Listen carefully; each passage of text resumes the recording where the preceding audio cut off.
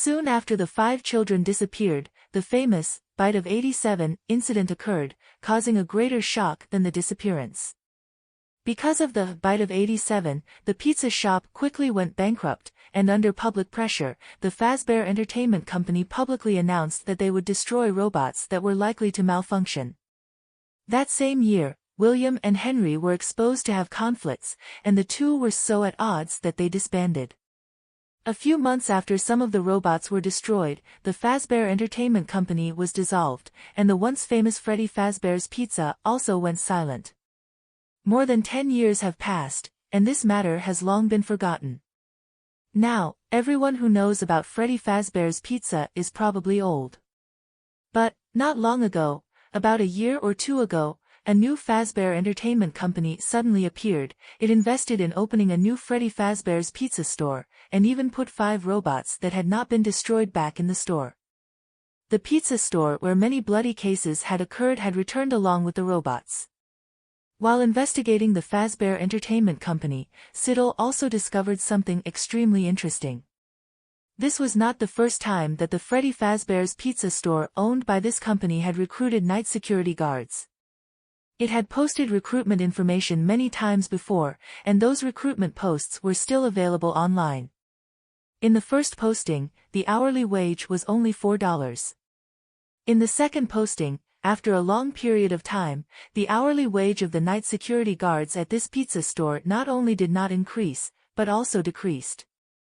It had dropped crazily to $3 an hour. It was lower than the minimum hourly wage in the US at that time. Siddle. Oh my God, this company is too stingy, the work is dangerous and the pay is low. Those evil-minded capitalists would probably cry when they saw this job posting. It turned out that the $15 an hour she was paid was already the limit for this pizza shop. Moreover, in the previous 2 job postings, the information provided to the candidates was surprisingly simple. Our store urgently needs night security guards. Working hours are from 12 a.m. to 6 a.m. Employees must check the monitor screen, always pay attention to the condition and safety of equipment and robots. Our store is not responsible for injuries, severed limbs, etc. Injuries, severed limbs, these 2 phrases appearing on the job posting made people scared. Although the deaths of Charlotte, Amy, and the others, as well as the missing children, appear to be accidents, they are coincidentally connected to the pizza shop and the robots in the shop. Siddle's intuition told her that behind this seemingly coincidental series of events, there must be a hidden secret that has yet to be discovered. However, decades of time have erased the details of these bloody tragedies, and now it is impossible to research the secrets behind these events. Only, did the Fazbear Entertainment Company seem to want to make its robots famous again, so they opened the pizza shop again? What its purpose was, Siddle had no way of knowing. She could only confirm that this company definitely intended to bring the robots back. As a manufacturing company, it could not be unaware of the strangeness of those robots. Otherwise, the recruitment information would not emphasize that they would not be responsible for employee injuries. The salary was ridiculously low, no contract, high risk, and no work accident insurance. It seemed that this company was not only poor but also stingy. What a beautiful dream. Siddle took a sip of the milk tea in her hand, put down the cup, calmly adjusted her collar, and stood up. If this company had encountered her, consider it unlucky. A few hours later, she stood in front of the door of Freddy Fazbear's Pizza. A bright red plastic board was hung in front of the door. Next to it was a large sign with a picture of a robot bear holding a plate of pizza in its hand. Through the revolving glass door, one could see the tables and chairs arranged neatly, tidily, and cleanly, except for the large brown bear with an unpleasant style. There was also a small card hanging in front of the bear, which seemed to have its name written on it. Freddy. Siddle stood in front of the door, feeling her left eye burning slightly. There was a vengeful spirit in the pizza shop, but she didn't feel the slightest bit of agitation. She just stood outside and watched the situation inside for a while before pushing the door open and entering. This street was very crowded.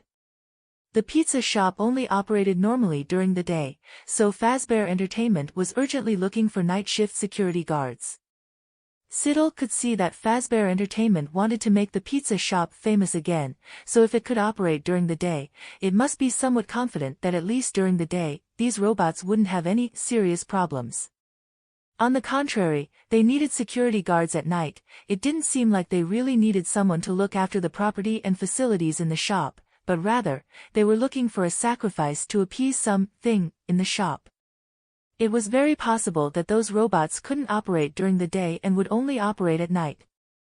Of course, the biggest reason why Siddle walked in directly wasn't the above speculation. Her left eye not only allowed her to see ghosts, but also to feel their power. In the store, there seemed to be more than one ghost, but the energy of these resentments was very weak, so small that they could be ignored. They could not cause any harm to Siddle. After entering the door, Siddle did not see anyone at the counter, only a sign placed in front of the counter. It said, "The store manager is on a business trip. If you need food, please take it and pay for it yourself." Siddle. She looked back and forth. This was probably the sign placed by the store manager who called her earlier. She looked around calmly. There was no big problem. However, when she approached the big bear named Freddy, she could not help but frown slightly, her expression becoming serious. Just like the store manager said, this big bear gave off an unpleasant smell. Only when you got close could you smell it. Not only that, at the joints of its limbs, there were also a few exposed mechanical joints. However, if you looked closely, the corners of those mechanical joints were all rusty, looking quite dirty. Putting this thing next to the dining table really made people not enjoy eating. The blonde frowned, cautiously taking 2 steps back without approaching to touch the huge robot. She thought for a while and then took out her phone. Click. After a few clicks, she put away her phone with satisfaction, along with some photos of the dirty details of Freddy Bear saved in the phone. Siddle turned around and walked towards the kitchen. In the rooms of the pizza shop, she saw rabbits, foxes, and chickens one after another, but she couldn't find the yellow bear. Siddle didn't care about it either. Next to the kitchen utensils was a rabbit that also gave off an unpleasant smell. It seemed like its joints had never been cleaned. The dirty water that leaked out even wet its fur, causing the fur near the joints to stand up dry and stiff. It looked dirty and disgusting. After taking pictures and saving a bunch of yes, Freddy Fazbear's Pizza is located at X Street XX. I suspect there are serious food safety issues with them. After calling the food safety department to report, Siddle looked for the contact information of some famous local newspapers. "Hello, I would like a front-page news article. I will send the report to your mailbox later, about the hygiene issue in the back kitchen of a certain pizza restaurant. Oh, by the way, the title should be a bit exaggerated, and the content should focus on highlighting the harmful effects of dirty food on children's health, and should arouse the emotions of parents. You are professionals, you should know how to write, right?" "What? I don't want a professional press release, I want an article that can attract attention." "What are you embroidering?" "Be careful with your words. This is called using your writing skills flexibly." "Want more money?" "No problem, I don't lack money." Shocking.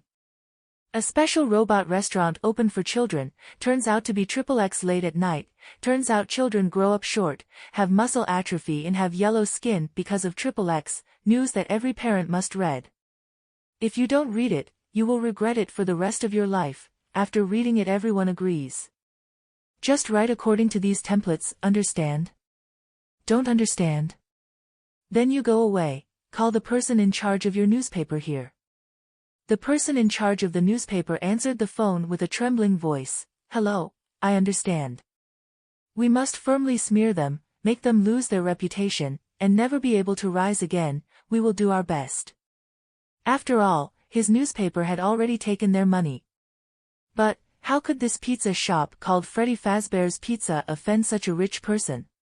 Why would the other party want to buy a smear article? Could it be that the competition among businesses has reached this level now? Everyone in the newspaper was letting their imagination run wild. Siddle was very dissatisfied. She seriously corrected, "It's not smearing, it's telling the truth.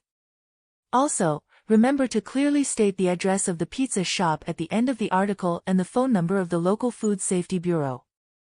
The person in charge of the newspaper wiped the cold sweat from his forehead. "Okay, okay." The method was too formidable. After a peaceful and friendly exchange with several newspapers, Siddle happily hung up the phone and used email to send the photos she took at the pizza shop to various newspapers, showing the terrible scene of the cooking and dining areas in the pizza shop, and also wrote a letter of complaint to the Food Safety Bureau. Was one person reporting not enough?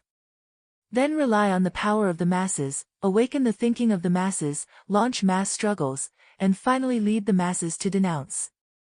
No matter which country, parents are the most effective group of people in exposing these issues, without exception. Even the United States, whose motto is equality, liberty and fraternity, is no exception. After all, this so-called slogan is usually just a slogan. Moreover, the effectiveness of those newspapers is extremely high. On the second day, after all the newspapers reported the news, Siddle discovered that their expose articles, no, it should be press releases stating the truth, expressing extremely emotional emotions, were very easy to spread. In addition to the actual photos taken at the pizza shop, they also professionally attached a series of pictures of deformed people. The article claimed that these were poor children who were harmed by unsanitary food.